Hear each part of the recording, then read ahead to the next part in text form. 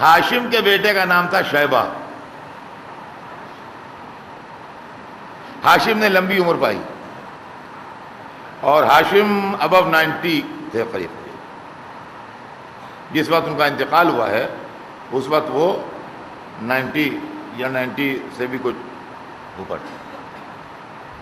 لیکن جس وقت ان کا انتقال ہوا اس وقت ان کا بیٹا بہت کم سن تھا اور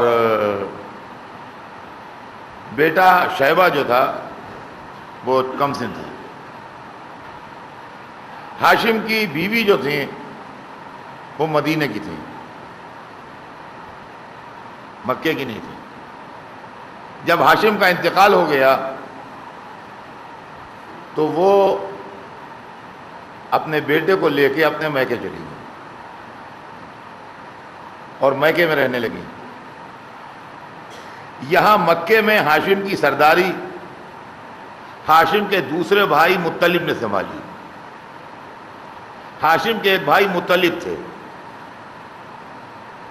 جب ہاشم کا انتقال ہوا تو ہاشم کی سرداری ہاشم کے چھوٹے بھائی مطلب کے حصے میں آئی اور مطلب نے اس سرداری کو سنبھالا. مطلب بھی بڑے نیک، بڑے پارسا، بڑے بااخلاق اور اپنے بڑے بھائی ہاشم کی طرح معقول انسان تھے. انہوں نے بڑے بھائی کے مر جانے کے بعد مکے کی سرداری سنبھالی. تھوڑے دنوں تک انہوں نے مکے میں سرداری کی اور اس کے بعد یہ مدینے گئے اور مدینے جا کے یہ اپنے بھتیجے سے ملے اور اپنی بھاوج سے ملے.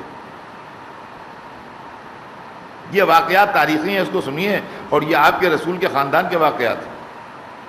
مطلب تھوڑے دنوں سرداری کرنے کے بعد مدینے گئے اور مدینے جا کے اپنی بھاوج سے ملے اور اپنے بھتیجے سے ملے اور وہاں جا کے انہوں نے یہ کہا بھاوج سے کہ آپ کو اختیار ہے اپنے بیٹے کے لیے، آپ چاہے اس کو یہاں رکھیں اپنے ساتھ، آپ یہاں رہیں، آپ کا میکہ ہے، آپ کا گھر ہے، لیکن یہ بچہ اگر یہاں رہے گا تو ایک آرڈینری سٹیزن کی حیثیت سے رہے گا. لیکن مکے میں اس کا باپ سردار تھا، مکے کی سرداری اس کا انتظار کر رہی ہے، مکے کی سرداری اس کا انتظار کر رہی ہے. لہذا اگر آپ اس بچے کو مکے بھیج دیں تو مکے میں جا کے یہ سردار ہو جائے گا. تو ماں نے یہ بات کہی کہ جس میں میرے لڑکے کی ترقی ہو اور جس میں میرے لڑکے کو عزت ملے مجھے وہ راستہ پسند ہے.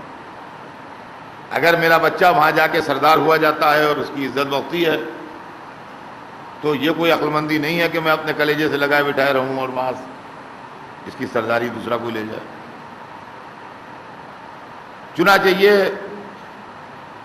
شیبہ کو جو ان کے سگے بھتیجے تھے اپنے ساتھ لائے. ساتھ لائے تو جس وقت مکے میں داخل ہوئے مطلب تو اس شان سے داخل ہوئے کہ ایک اونٹ کے اوپر دونوں آدمی بیٹھے تھے. مطلب بیٹھے تھے اور مطلب کے پیچھے اسی اونٹ کے اوپر ان کے بھتیجے شیبہ بیٹھے تھے. رات ہو گئی تھی. لوگوں نے مطلب کو اس شان سے آتے دیکھا تو سمجھے کہ مطلب کوئی غلام لائے ہیں اپنے ساتھ. عربی میں عبد کہتے ہیں غلام کو. تو ان کا مطلب ہی نہیں آئے ہیں بلکہ عبد مطلب بھی آیا ساتھ میں. اس طریقے سے اس بچے کا نام مکے میں عبد المطلب ہو گیا. اب سمجھے آپ، عبد المطلب جو نام ہے رسول اللہ کے دادا کا، وہ عبد المطلب نام نہیں ہے، نام ان کا شیبہ ہے. ہاشم نے جب پیدا ہوئے وہ تو ان کا نام شیبہ رکھا تھا. مکے والوں نے اس شان سے جب ان کو آتے دیکھا تو ان کو عبد المطلب کہا اور اس طریقے سے وہ عبد المطلب مشہور ہو گئے مکے میں. اور ایسے مشہور ہوئے کہ آج تک سوائے اس کے کہ جو لوگ تاریخ پڑھتے ہیں ان کو تو معلوم ہے کہ ان کا نام شیبہ تھا، باقی عام طور سے لوگوں کو نہیں معلوم کہ ان کا نام شیبہ تھا۔ ان کا نام شیبہ تھا، لیکن عبد المطلب مشہور ہو گئے، اور آج تک تاریخ میں عبد المطلب ہی کے نام سے ان کی شہرت ہے۔ مطلب نے اپنے بھتیجے کو پالا اور سرداری کے گر سکھائے، جو بھی اس زمانے کے علم تھے یا جو بھی اس زمانے کے معاملات تھے ان سے آراستہ کیا، یہاں تک کہ ایک وقت وہ بھی آیا کہ مطلب نے مسجد الحرام میں، یعنی خانہ کعبہ کے پاس، جو آپ جانتے ہو اس علاقے کو، وہاں مکے والوں کو جمع کیا، اور جب مکے والے جمع ہو گئے تو کھڑے ہو کے اعلان کیا کہ اہل مکہ، اس بچے کا باپ سردار تھا مکے کا، اور اب سرداری اس کا حق ہے۔ میں نے اتنے دنوں جو سرداری کی وہ اپنے بھتیجے کی نیابت میں کی، اس لیے کہ یہ چھوٹا تھا، لہذا میں نے اس کی نیابت میں اتنے دنوں تمہارا کام چلایا، اور اب یہ بڑا ہو گیا ہے، سمجھدار ہو گیا ہے، معاملات کو سمجھنے کی پوری صلاحیت اس کے اندر موجود ہے، میں نے اس کو ٹرین کر دیا ہے، اب آج سے میں نہیں ہوں، آج سے تمہارا سردار یہ ہے، تم اس کو سردار مانو، اور یہ مکے کا سردار ہے۔ اس طریقے سے چچا نے مکے کی سرداری بھتیجے کے حوالے کر دی، اور ہماری سمجھ میں اس وقت یہ آیا کہ اس خاندان میں بھتیجوں کو پالنا اور ان کے ساتھ اچھا سلوک کرنا بڑی تاریخی روایت ہے۔ صلوات بھیجتے ہیں۔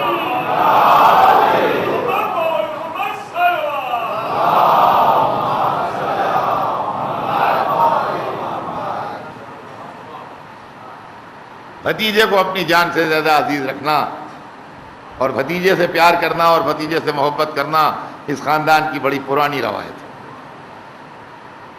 دیکھیے، کہہ دینا آسان ہے، پڑھ دینا آسان ہے، لیکن اس طریقے سے سرداری اٹھا کے دے دینا معمولی بات نہیں۔ مطلب نے سرداری عبد المطلب کے حوالے کی، شیبہ کے حوالے کی، اور شیبہ جو عبد المطلب کے نام سے مشہور ہوئے، ان کے متعلق تاریخ نے یہ لکھا ہے کہ اپنے باپ سے زیادہ خوبصورت، اپنے باپ سے زیادہ حسین، اپنے باپ سے زیادہ پرشکوہ، اور اپنے باپ سے زیادہ دبدبے و مارکے کے سردار تھے۔ عبد المطلب، اب عزیزان گرامی، اس لیے بھی میں سنا رہا ہوں کہ تاریخ نے ان واقعات کو بڑی مشکل سے لکھا ہے، اور چونکہ دوسروں کے خاندان ایسے کیریکٹر سے خالی ہیں، لہذا لکھتے وقت ان کا دل خوش نہیں ہوتا ہے، اور ہم لوگ جو پڑھتے ہیں تو آپ یہ بھی سمجھیے کہ اس کے لیے محنت کرنا پڑتی ہے۔ ایک ٹکڑا اس کتاب سے ملتا ہے، ایک اس سے ملتا ہے، ایک اس سے ملتا ہے، ایک اس سے ملتا ہے، اس کو جوڑ کے پوری کہانی مرتب ہوتی ہے، تب پڑھی جاتی ہے آپ کو، ورنہ اتنی فراغ دل تاریخ نہیں ہے کہ لکھ مارے اس طریقے سے۔ عبد المطلب کی جوانی کا ایک قصہ، کہ ابھی عبد المطلب جوان ہی تھے، اور اس سے اندازہ ہوگا کہ ان کا مذہب کیا تھا، خاندان رسالت کے مذہب کا اندازہ ہوگا آپ کو۔ عبد المطلب جوان تھے، ایک دن وہ آئے اور خانہ کعبہ کے دروازے کے سامنے مزدوروں کو لیے گئے، کام کرنے والے لوگوں کو، اور ان کو ایک جگہ بتائی کہ یہاں کھودو زمین، اور وہاں انہوں نے کھدائی کرانا شروع کی۔ تو جب انہوں نے کھدائی کرانا شروع کی تو تاریخ نے عجب جملہ لکھا، تاریخ نے یہ لکھا کہ کفار جمع ہو گئے۔ تاریخ کا یہ جملہ کہ کفار جمع ہو گئے، اور کہنے لگے ہم یہاں نہیں کھودنے دیں گے۔ کہا کیوں نہیں کھودنے دو گے؟ کہا اس سے ہمارے بتوں کی توہین ہوتی ہے، ہم یہاں نہیں کھودنے دیں گے۔ کفار جمع ہو گئے، یہ غول طلب ہے مسئلہ. لفظ یہ بہت امپارٹنٹ لفظ ہے, اس کو بہت توجہ سے دیکھیے گا کہ ہسٹری نے لکھا کہ کفار جمع ہو گئے, کافر جمع ہو گئے, اور انہوں نے کہا کہ ہم نہیں کھودنے دیں گے, اس لیے کہ اس سے ہمارے بتوں کی توہین ہوتی ہے. سوال یہ پیدا ہوتا ہے کہ یہاں تو مسجد کے سامنے کوئی مسلمان شیعہ اثنا عشری کچھ کھدوانے لگے, تو یہ بات تو ٹھیک ہے کہ مومنین جمع ہو گئے, نمازی جمع ہو گئے, لیکن یہ کہ مسلمان جمع ہو گئے, یہ جملہ صحیح نہیں ہے. مسلمان جمع ہو گئے وہاں پر کہا جائے گا جہاں کھدوانے والا ہندو ہو, یہ لینگویج کا معاملہ ہے. اور ہندو جمع ہو گئے وہاں کہا جائے گا جہاں کھدوانے والا مسلمان ہو.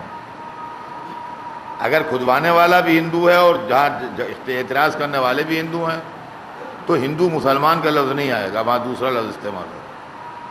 اگر کھدوانے والا بھی مسلمان ہے اور اعتراض کرنے والے بھی مسلمان ہیں تو وہاں بھی مسلمان کا لفظ نہیں استعمال ہوگا, وہاں کوئی دوسرا لفظ استعمال ہوگا. یہ لینگویج کی بات ہے. تاریخ لکھتی ہے جب عبد المطلب کھدوانے لگے تو کفار جمع ہو گئے. کفار جمع ہو گئے کا مطلب یہ ہے کہ کھدوانے والا عقیدتاً کافر نہیں تھا, جبھی کفار جمع ہو گئے. اور کہا بھی انہوں نے وہی کہ ہم نہیں کھدنے دیں گے, اس سے ہمارے بتوں کی توہین ہوتی ہے. تو اگر کھدوانے والا بھی بت پرست ہوتا تو اس کی فیلنگ بھی وہی ہوتی.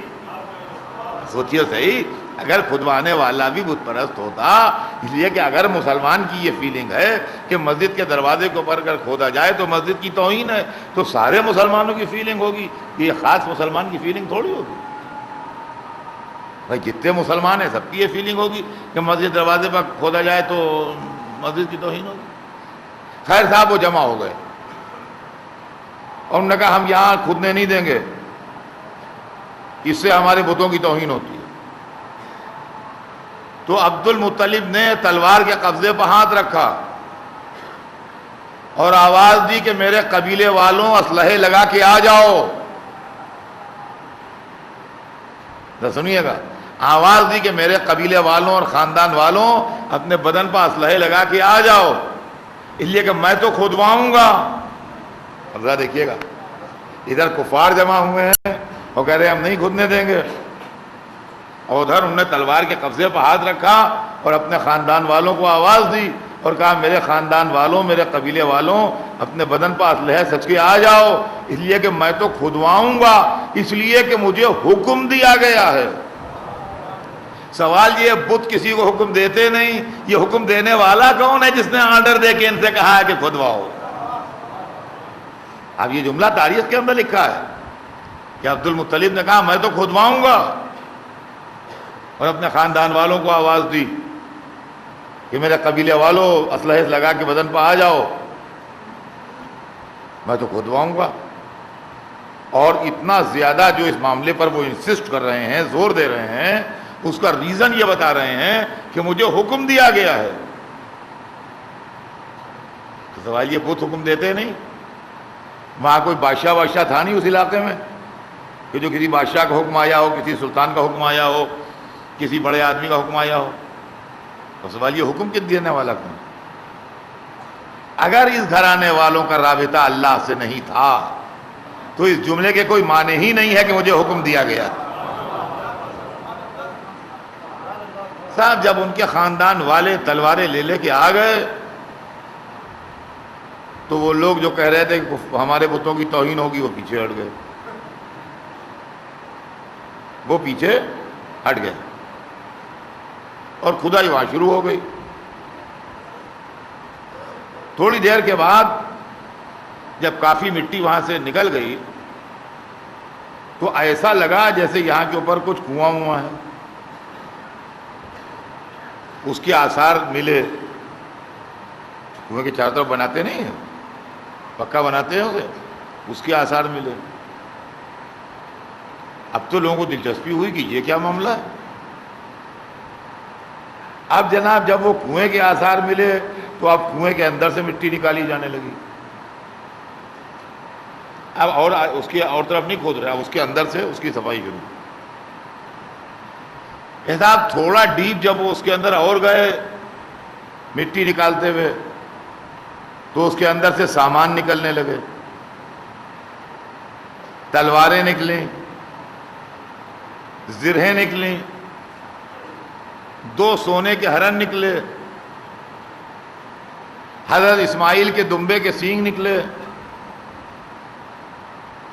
اور جب اور نیچے مٹی کھودی گئی تو وہاں سے پانی کے چشمے سوتے پھوٹے. اس واقعے کا پس منظر اور بیک گراؤنڈ یہ ہے کہ عبد المطلب اور ہاشم کی پیدائش سے 300 برس پہلے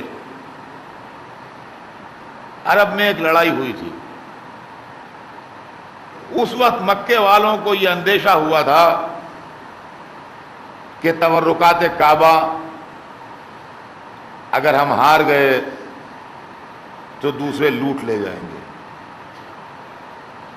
دوسری بات یہ تھی کہ ان کی زندگی کا سورس جو تھا وہ زمزم کا چشمہ تھا. وہ چاہتے تھے کہ دشمن کو یہ سورس آف لائف نہ ملے اور وہ اس سے محروم رہے. چنانچہ انہوں نے زمزم کے چشمے میں، کنویں میں وہ سب تبرکات کعبہ ڈال کے، اس پر مٹی ڈال کے اس کو بند کر دیا تھا. لڑائی ختم ہو گئی، حالات کانٹروورسی کے، اختلافات کے بہت دنوں رہے. نتیجہ یہ ہے کہ وہ چیز ویسے ہی ڈم پڑی رہی، یہاں تک کہ وہ لوگ سب مر گئے جنہوں نے اس کو اس کے اندر بند کیا تھا. اور اب خالی اسٹوری یاد رہ گئی لوگوں کو کہ چشمہ بھی تھا یہاں اور پانی بھی تھا یہاں اور کعبے کے تبرکات بھی تھے یہاں، لیکن کہاں پہ ہیں، کس جگہ پہ ہیں، اس کا لوکیشن کسی کو معلوم نہیں تھا کہ کہاں پہ.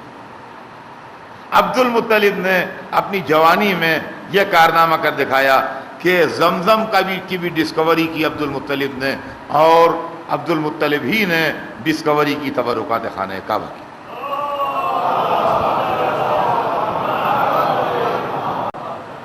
سمجھے آپ کہ اپنی جیب کا پیسہ بچ جائے اور یہ پیسہ ادھر ڈائیورٹ ہو جائے.